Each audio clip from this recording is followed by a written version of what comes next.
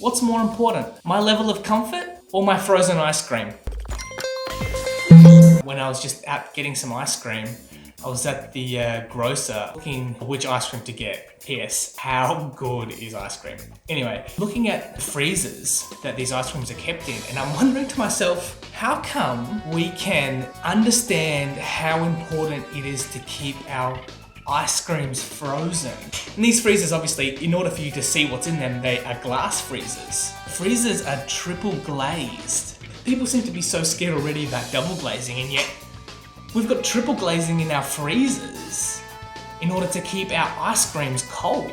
And yet we're not putting double glazing or even triple glazing inside of our own homes to keep either us cool or keep us warm. And I just found this super interesting.